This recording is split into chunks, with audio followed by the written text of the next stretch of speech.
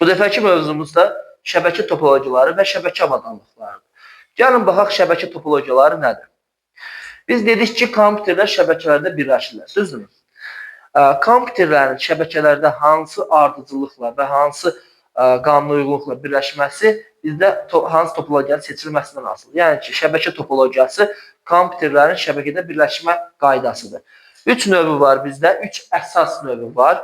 Şin topologiyası, ulduz və halqa topologiyaları. Gəlin birinci şindən başlayaq. Özəlliyi nədir? Şin topologiyasında bizdə mərkəzdən kabel çəkilir. Yox. Mərkəzdən kabel çəkilir və hər bir kompüter bizdə mərkəzi kabelə quraşdırılmış olur, qoşulmuş olur. Burada bir neçə üstünlüyü və bir neçə mənfi cəhəti var bizdə şin topologiyasının. Deməli, üstün cəhəti nədir? Ucuz başa gəlir, qurulması asandır və kompüterin hər hansı birinin işlək vəziyyətdə olmaması, fərqi yoxdur, sıradan çıxması və yaxud da sadəcə sönümlü olması şəbəkənin işinə təsir etmir. Burada bizdə sonlandırıcılardan, yəni terminatorlardan istifadə mütləqdir. Nə üçün? İndi deyəcəm. Deməli, bizdə mənfi cəhəti nədir? Bir kompüter digər kompüterə informasiya ötürəndə şəbəkə məşğul olur. Yəni, digər kompüterlər şəbəkədən istifadə edə bilmirlər. Və kompüterin biri digərinə informasiyanı ötürəndə bizdə ünvanlama yoxdur. Ona görə də hər bir kompüterə göndərir informasiyanı və həmin kompüter informasiyanın ona aid olduğunu ya qəbul edir, ya etmir. Yəni ki, qısası aiddirsə qəbul edəcək, aid deyilsə qəbul etməyəcək. Bu da bizdə şəbəkənin işində ləngimələrə gətirib çıxardır.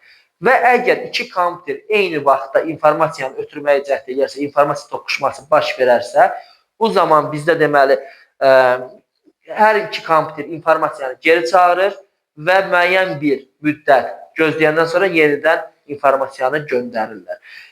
Sonlandırıcılar nə üçündür? Bizdə şəbəkədə qalmış əlavə informasiya deyək də, yəni siqnallar, elektrik siqnalları. Bunları torpaqlama üçün. Torpaqlama nədir? Yerə ötürürlər də. Sonlandırıcılar, terminatorlar bizdə bu işə yarayır. Terminatorlar olmasa şəbəkə daim məşğul görsənər. Keçdik biz ulduz topologiyasına. Ulduz topologiyasında bizdə mərkəzdə qurğu olur. Buna server deyirlər və həmin qurğuya bizdə birləşmiş kompüter və digər qurğular bizdə ulduz topologiyasını əmələ gətirir. Burada əsas şərt, yəni ulduz formasında olması deyil. Əsas şərt odur ki, bir mərkəzə birləşirlər. Və mərkəzdəki qurğunun növündən asılı olaraq iki növü var ulduz topologiyasının. Var aktiv ulduz və pasiv ulduz. Pasiv ulduzda şin ulduzuna deyirlər. Aktiv ulduzda mərkəzdə kompüter və yaxud da switch olur. Bunlarda belə deyək də yaddaşı olur və ünvanları yadda saxlayıb göndərilən informasiyanı ünvana uyğun olaraq yönləndirir.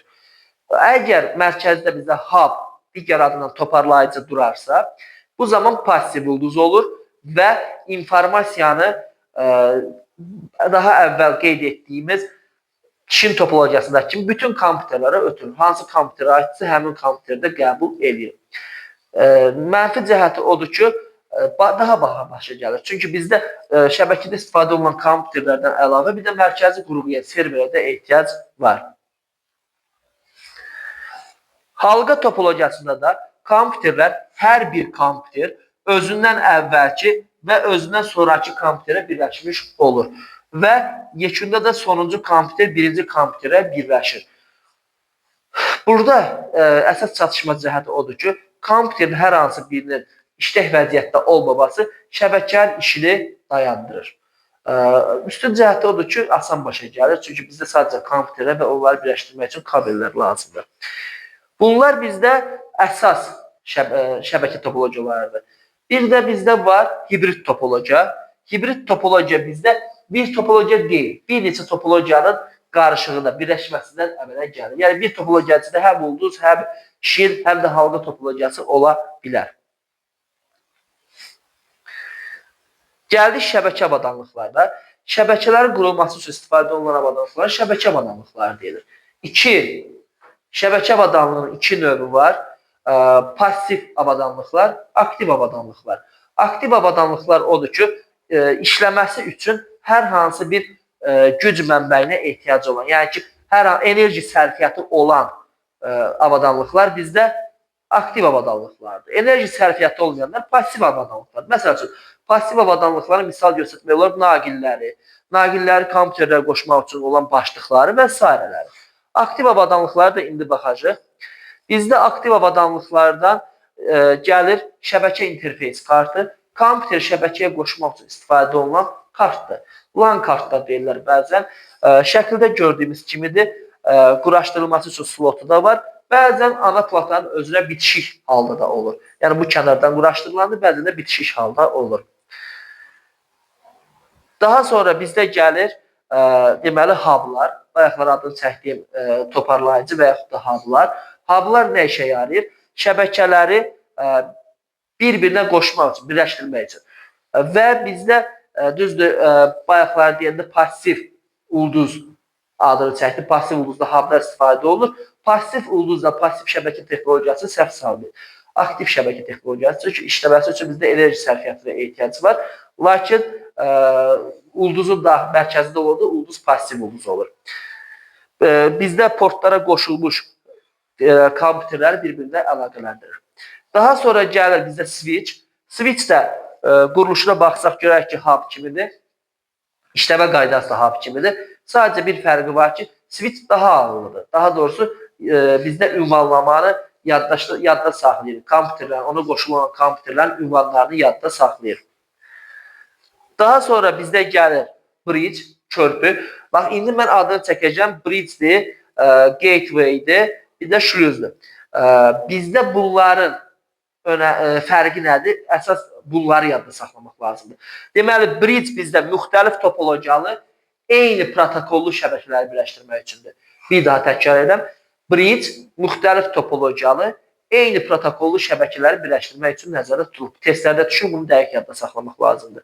Daha sonra bizdə gəlir router. Gateway ilə şlüz eyni şeydir. Bayaqlar səhv edim, router demək istəyirdim. Router bizdə müxtəlif topologiyalı, müxtəlif protokollu şəbəkələri birləşdirmək üçün nəzərdə tutulur. Router əslində, məsəl üçün, görürsünüz evinizdəki Wi-Fi aparatı deyirsiniz. Həmin onlara orada düzdür modem də var, router da var. İkisinin birləşməsindəndir. Əsas hissəsi, şəbəkəyə qoşan hissəsi routerdur. Bayaqlar dediyim koddaşdıran və dekodlaşdıran da modemdir. Modulyasiya, demodulyasiya sözlərindən.